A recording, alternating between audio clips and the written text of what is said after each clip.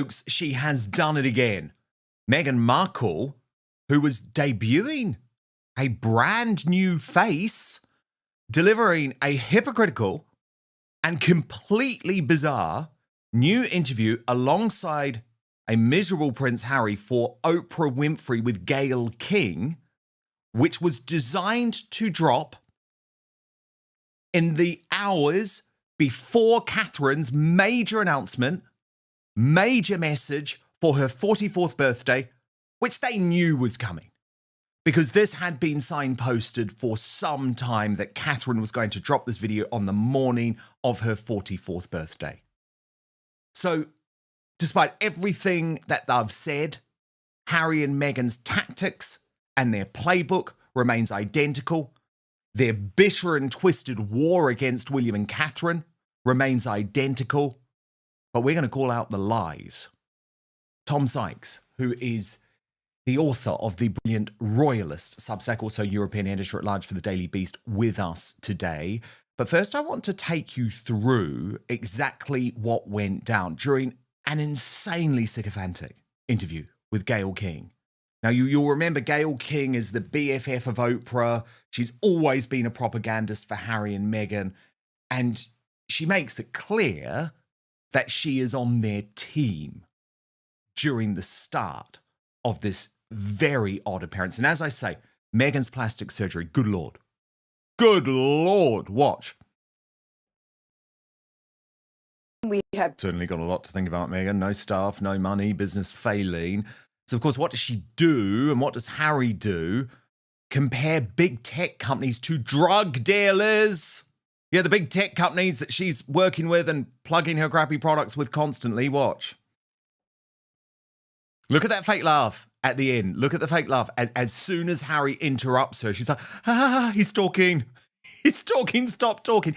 Then the most humorless woman in the world encourage us all to just have these deep, guttural belly laughs, something which I've never seen her have. Watch.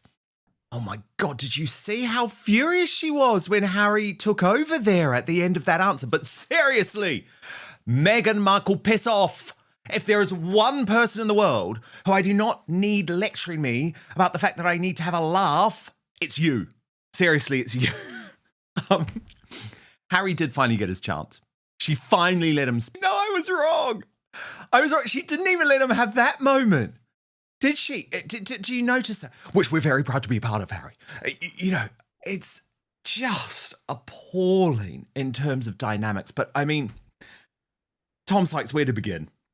Where to begin with this one? Hey, Dan. Happy New Year. Great Happy to be New Year. here. Yeah, I mean, I think what really struck me about this, like aside from the sort of content, which, I mean, to be frank, there's only one or two people on the planet who are going to sit there and watch the whole thing, right? To most people, the impact of this is basically, you know, maybe 5 seconds on Twitter or a screen grab.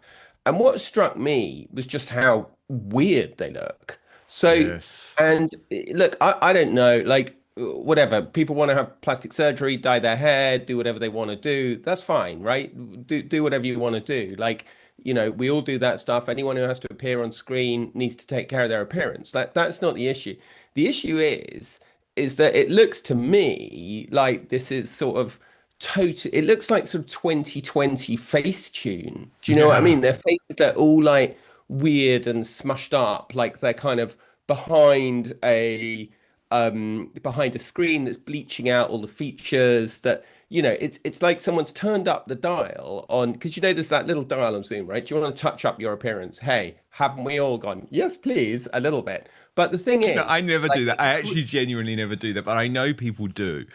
Well, it's true that exactly, and it's true, and increasingly, it's sort of quite uncool to do it within the kind of, you know, within the kind of tech bro, you know, trendy Totally. people in And America. Tom, this is a woman constantly lecturing us about authenticity. Like, it doesn't fit. Exactly. So that, I think, is the bigger problem with it, is that we're always being told, right, to buy, these kinds of voices. And look, it's a legitimate message, right? Don't be swayed by what you see online. A lot of what you see on Instagram is nonsense. It's just curated, it's touched up with AI, it's no one can really look like that. And there they are saying, don't be taken in by all the social media stuff. And yet they're using like massive kind of what looks to me like totally crazy filters, because you can see like his eyebrows are kind of disappearing, his eyes aren't really very clear. Her face just looks absolutely ridiculous. The teeth kind of look like they've been painted on with, Dulux like double gloss.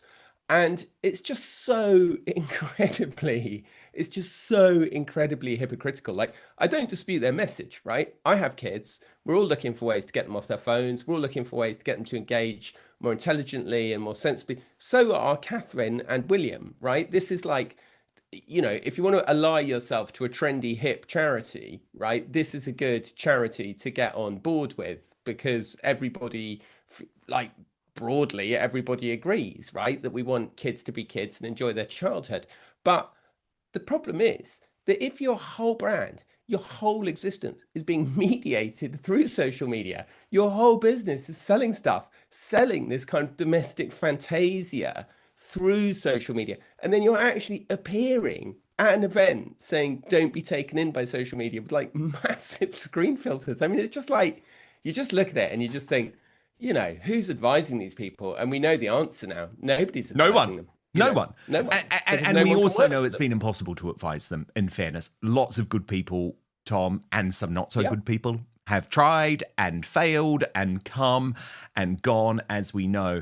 And look, I think if you are literally going to go so far, and it's an extremist position, Tom, to describe internet giants as drug dealers, which is literally what they did, like comparing people who run internet platforms. And look, no internet platform is perfect, right? We all agree with that.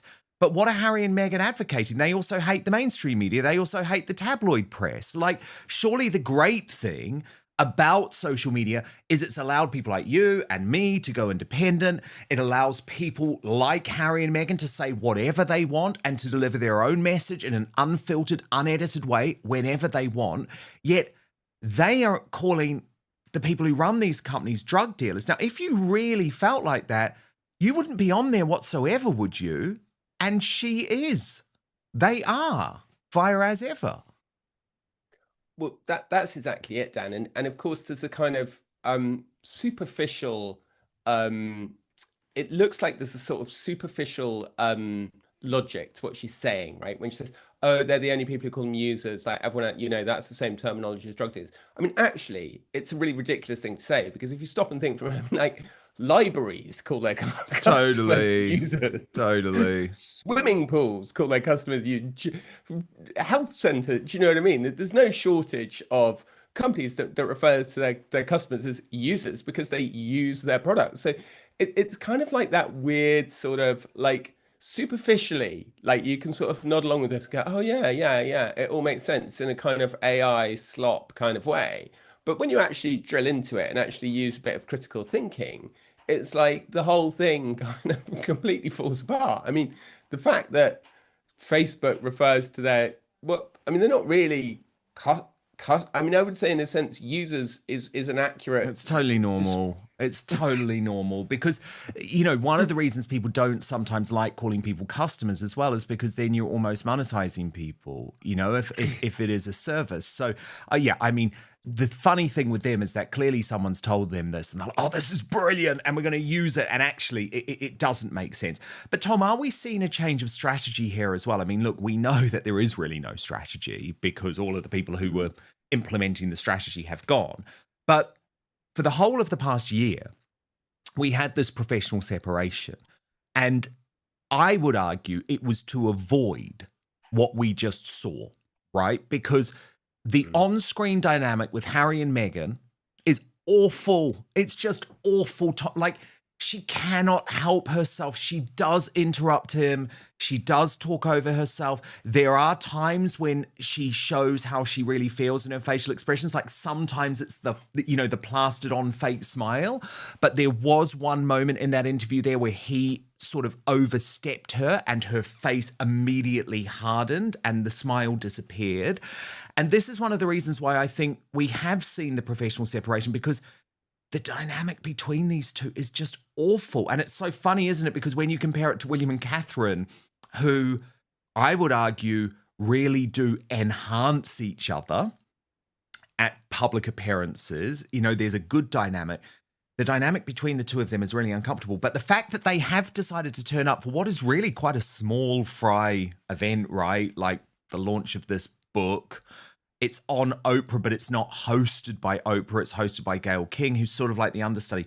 Do you think this means we are now going to see more of Harry and Meghan together as like the professional separation over in 2026, given this is the first thing they've done and it is them together side by side again? Meghan talks about good habits and working parents, but the camera tells a different story. When Harry starts to speak, her expression hardens instantly. The interruption isn't playful, it's territorial. That laugh at the end. Not joy. Not warmth. A panic response. This is the first red flag. The body language does not match the message. Meghan lectures the world about laughter, authenticity, and mental health while displaying none of it herself. A deep guttural belly laugh is prescribed like medicine, yet viewers struggle to recall ever seeing one from her. That's the central problem. You cannot preach authenticity while performing it. People don't reject the message. They reject the messenger. The interview drops hours before Catherine's birthday message, a moment-long signposted to the royal rota. This isn't coincidence. This is patterned behavior. 4 years, Harry and Meghan have dropped content during William and Catherine milestones, collided deliberately with royal moments, ensured they are never out of the conversation. The playbook hasn't changed, only the desperation has. From the introduction alone, Gayle King makes her position clear. My favorite Duke and Duchess. They're always doing things to help others. This isn't journalism. This is advocacy. There is no challenge, no pushback, no skepticism. The interview exists to launder credibility, not test ideas. Here comes the headline bait soundbite. The only other place you hear the word user is drug dealers. It sounds clever until you think for 5 seconds. Libraries have users. Swimming pools have users. Gyms, software, healthcare services all have users. This is intellectual laziness disguised as moral clarity. Worse still, Harry and Meghan rely on social media, monetize social media, build their brand through social media. Yet they demonize the very ecosystem that sustains them. That's not activism, it's contradiction. This is the most ridiculed moment for a reason. Meghan instructs parents to reduce emojis and have more real laughter, while using filters, sitting in a highly curated setup, selling a brand built entirely online. Parents aren't offended by advice, they're offended by being talked down to by someone whose life contradicts her sermon. Harry finally attempts to speak, and even then, it's heavily stage-managed. When he gains momentum, she cuts in again. This is not partnership. This is command and control optics. The dynamic feels awkward, uncomfortable, unequal. Which explains why the so-called professional separation existed in the first place. Tom Sykes nails the issue. Plastic surgery isn't the problem. Filters aren't the problem. The problem is lecturing the public about digital illusion while actively using it. Eyebrows fading. Skin smoothed into plastic. Teeth unnaturally bright. This isn't authenticity. It's Facetune culture while condemning Facetune culture. It was very noticeable, wasn't it? The way it was the two of them peering into the camera, sort of, very badly set up. I mean, the light behind them, this kind of shaft of light coming between their bodies, which anybody would tell you telegraphs does not make you look like you're together. Like even when your guests come on to do this show, your producer says, look, could you move the light around a bit and make yourself look, and so the sort of amateurism the setup, I think, is one thing. The fact that it's not even really doesn't even really seem to be a proper camera. I mean, it just seems to be kind of but it's amateur, but not in authentic, though. That's what's so bizarre, because it could be quite nice, Tom, if it had have been like them sitting on their couch. Do you know what I mean? Holding up the phone, but it was neither. Yeah. But to your point about isn't it interesting that we're seeing both of them together again? I think that's absolutely spot on, Dan, because I think that the reality is, right, is that people aren't going to be queuing round the block to see Meghan. Do you know what I mean? But there is always going to be interest in Harry because, for all the reasons that we know, he's Princess Diana's son. He is who he is. So Harry, love him or loathe him. And don't forget, Harry does have a considerable amount of support. I mean, I was writing this week, actually, it's quite interesting. If you actually look at the polls, he's actually equally popular, unpopular, whichever way you want to put it, as Queen Camilla, right? So there's a kind of reservoir of people who are always going to be, and popularity aside, he does have an ability, like people are going to show up to see Harry, that they are interested in him. So I think that Meghan doesn't really have any choice but to try and use Harry to get people to pay attention to her. And it was very interesting, as you say, in that interview, the way that she kept cutting him off. I mean, it was extraordinary. And I mean, but the chemistry is so bad between them, isn't it? Terrible. I mean, it's so bad. Terrible. And the problem is, right, how can you say that they have this great marriage, this great relationship, when you don't ever see that? You just never see, I know it was filmed so long ago, but in the With Love Meghan Christmas special, I would argue that the interaction was really awkward. I think this has been a disastrous start. But then we come to the other thing that is going to infuriate people, Tom. Can I just say one other thing, please, Dan, please. that you mentioned earlier? Okay, so the thing about when Meghan goes, all we want to do is have a really authentic belly laugh and have a such guttural belly laugh. I mean, it seems to me like the whole core of the problem with Meghan and the United Kingdom and why it didn't work out and didn't get on here is her sort of complete inability to have any kind of banter or be self-deprecating in that British way, and that sort of, at the risk of a massive generalization, that sort of slightly Californian thing of taking everything very seriously, where even pulling a cracker has to be a statement of intentional fun and this kind of stuff. I mean, it's like, do you know what I mean? It's like, and there's always been this attempt to try and sell Meghan as she's such great fun, we have such a great time, but I think it's a dead horse that they're flogging. Well, we've just never seen it. We've just never seen it. Think of how much we've seen of Meghan Markle, right? During the royal family, the cameras there for the Netflix special, Tom. The cameras there for With Love Meghan, where the producers were presumably looking for lots of footage that would humanize her. I promise you, I've watched all of this, as have you. We do it for work. I have never seen a guttural belly laugh from this woman. Ever. I just, it's just not what she does. It's not her thing. So, her demanding us to have one is, bizarre. But anyway, I want to come on to the thing that is going to infuriate a lot of people, Tom, because the Catherine message, and I'm interested to know your view on this, but from my understanding, and obviously we're both very honest about the fact we're not members of the Royal Rota, but my understanding is that the Catherine birthday message had been signposted and that all of the Royal Rota were aware that it was coming, were told to, clear the schedule. I presume they get given it before anyone else because they're able to prepare, the coverage of it and have it ready to go.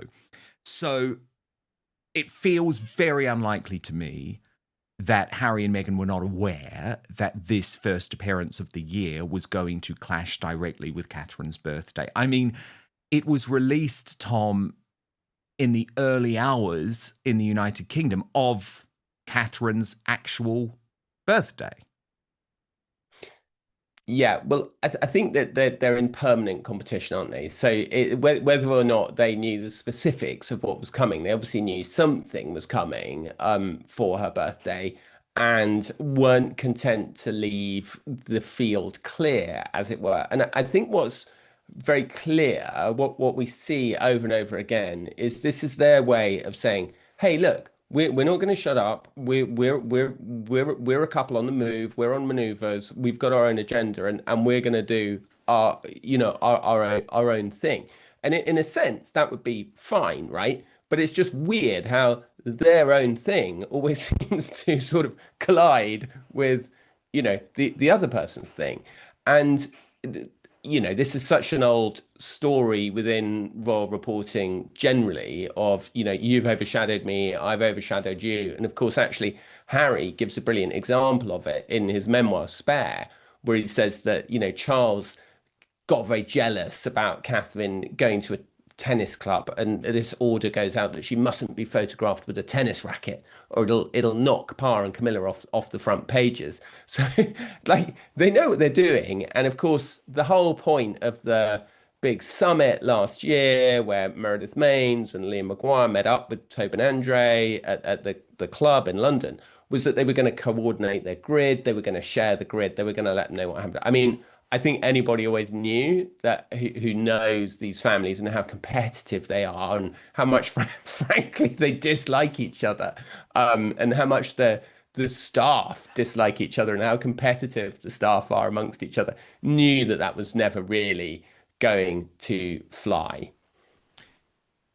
The message itself, Tom, really does show Catherine's newfound confidence to share how she really feels. I mean, I think it's stunning.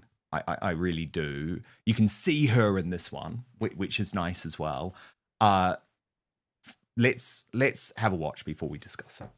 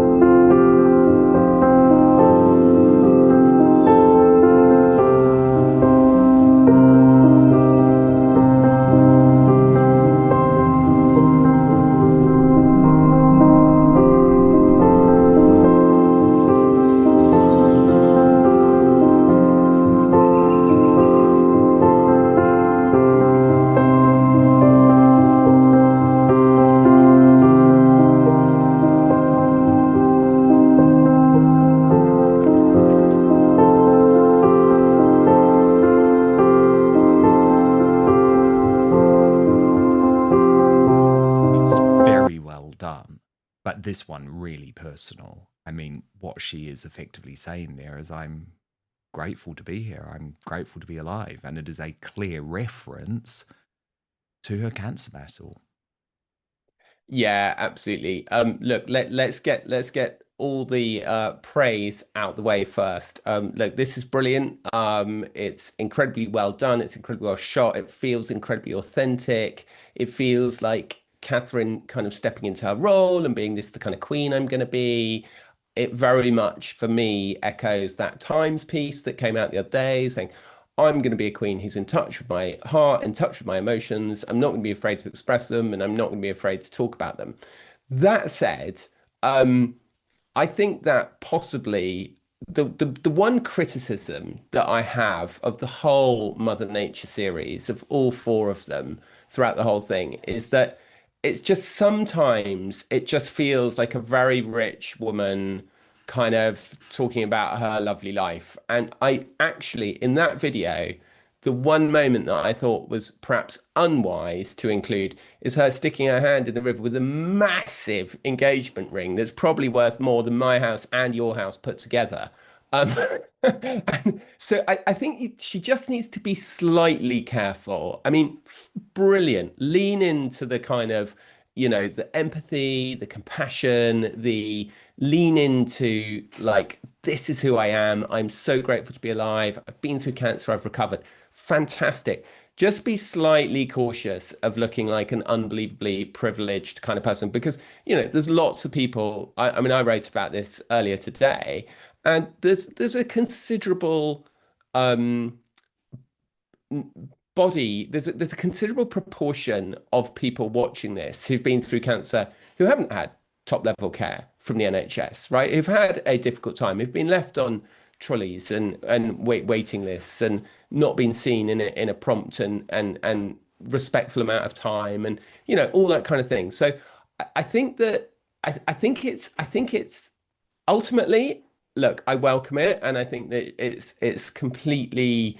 The thing is about it is that despite all that stuff of it slightly looking like a sort of, very privileged rich woman walking through her lovely extensive estate, despite all that, I think because it's so authentic and because she does really speak from the heart, I think that people are kind of going to be able to overlook it. I mean, the reaction that I've seen online has been incredibly positive about it. People saying this is wonderful and they love it. There's a few voices saying, look, come on, this is not my experience of winter. My experience of winter is the car not starting and the pipes freezing. But like, hey. Yeah, like but look, the very thing is, authentic. cancer is a great leveler. I mean, I'm not doubting for a single moment that Catherine received top tier treatment. Of course, that is what is going to happen with someone who is a future queen. But it's a real leveler, isn't it? When all of a sudden you're sitting alongside those people and all of your lives are at stake. And we'll talk about it actually when we move over to Substack for more of the Royal Uncancelled After Show. But there was that appearance at the hospital yesterday where Catherine was able to empathise in a way that many royals can't, because she has actually gone through it. So I do want to get into that because Tom Sykes has some interesting views about a bit of a risk for Catherine, just making sure that she doesn't overshadow her husband. Here's the fatal contradiction. Their entire business model is influencing branding, selling products, curating lifestyle fantasy.